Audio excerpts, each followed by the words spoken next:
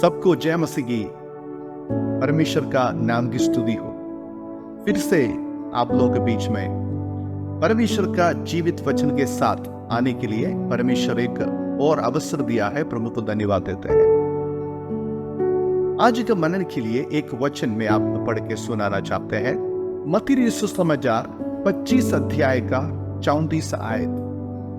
तब राजा अपनी दाहिने ओर वालों से कहेगा, ए मेरे पिता के धन्य लोगों, आवो उस राज्य के अधिकारी हो जाओ जो जगत के आदि से तुम्हारे लिए तैयार किया हुआ है। मैंने एक बार इस प्रकार एक कहानी सुना था। अमेरिका का एक प्रेसिडेंट जिसका नाम है रूजवेल्ट, वो एक बार निर्णय लिया है कि अफ्रीका नामक देश में जाके वहां पे शिकार करेंगे।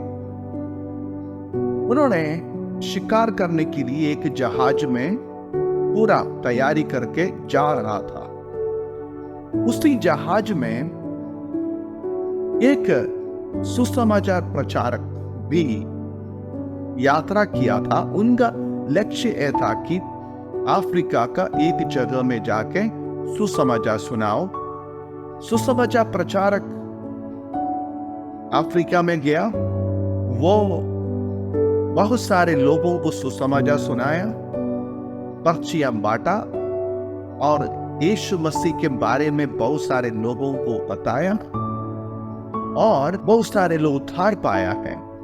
लेकिन अमेरिका का प्रेसिडेंट जो रूजवेल्ट ने शिकार किया, अपना काम करते रहा। फिर कुछ दिनों के बाद, कुछ सप्ताहों के बाद ये जहाज अमेरिका की ओर वापस लौट रहा था। उस जहाज में अमेरिका के प्रेसिडेंट भी यात्रा किया और साथ साथ ये मिशनरी भी यात्रा किया है। दोनों यात्रा करके अमेरिका में पहुंच गया है। लेकिन जब प्रेसिडेंट आ रहा था अफ्रीका से शिकार करते हुए, अमेरिका का बहुत सारे अधिकारीगण प्रेसिडेंट को मिलने के लिए वहां पे और उस सी पोर्ट में खड़ा हुआ था ताकि उनको स्वीकार करे।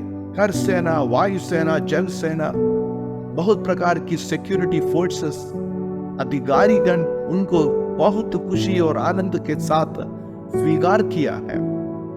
बड़ा बाजा बजाया, बड़ी गाड़ी में बैठाया, उनको बड़ा तोहफा दिया, बहुत खुशी के साथ स्वीकार किया है। लेकिन ये जो प्रचारक अफ्रीका में गया था, उनका पेटी भी उठाने के लिए कोई नहीं आया था।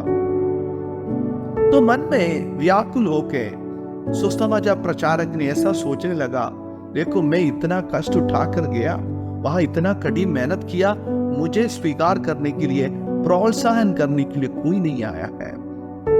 वो बहुत दुखित हुआ है, मन में थोड़ा उदासी आए। वो जब ऐसा सोचने लगा, क्यों लोग मुझे स्वीकार करने नहीं आया, तब उनका मन में एक जवाब, एक उत्तर मिला है। वो उत्तर उनको प्रोत्साहन किया, उनका जीवन में बहुत आनंद दे दिया है। वो उत्तर यह था कि प्रेसिडेंट ने अपना देश में वापस लौटा, इसलिए उनको बहुत प्रकार की इनाम, तोहफा, लोग आके उनको स्वीकार किया, बहुत बड़ा इनाम मिला क्योंकि उन्होंने अपना देश में वापस लौटा। लेकिन मैं जो सुसमाचार प्रचारक ने ऐसा सोचा कि मैं अपना देश में अभी तक नहीं पहुंच गया, मेरा नागरिकता यहाँ नहीं, मेरा नागरिकता स्वर्ग में है, मेरा घर यहाँ नहीं बल्कि स्वर्ग में है। जब मैं स्वर्ग में जाऊंगा, वहां पे मुझे स्वागत करने के लिए मेरा पिता और उनका सारे दूतगण वहां होगा और वो हमें देखकर बताएगा, ए मेरे पिता के धन्य लोगों, आओ उस राज्य की अधिकारी हो जाओ जो जगत के आदि से तुम्हारे लिए तैयार किया हुआ है। मेरे प्रियो, इस दुनिया में रहने का समय हो सकता है हमारा कामों को देखकर हमें शाबाश बोलने के लिए कोई नहीं होगा, हमें प्रोत्साहन करने के लिए कोई नहीं होगा। बड़ा तोहफा नहीं मिलते होंगे, क्योंकि ये हमारा घर नहीं है। हमारा नागरिकता यहाँ नहीं, हमारा नागरिकता स्वर्ग में है। इसलिए परमेश्वर का राज्य का काम में बने रहे, प्रभु का सुसमाचार बोलते रहे, चाहे लोग सुने या ना सुने, स्वीकार करें या ना स्वीकार करें। ये हमारा जिम्मेवारी है। ये खुशखबरी सारे लोग जानना, क्योंकि परमेश्वर सारे जगत के लोगों को प्यार करते हैं। उनका चाहते कि कोई भी नष्ट ना हो जाना, सब स्वर्ग राज्य में प्रवेश होना है।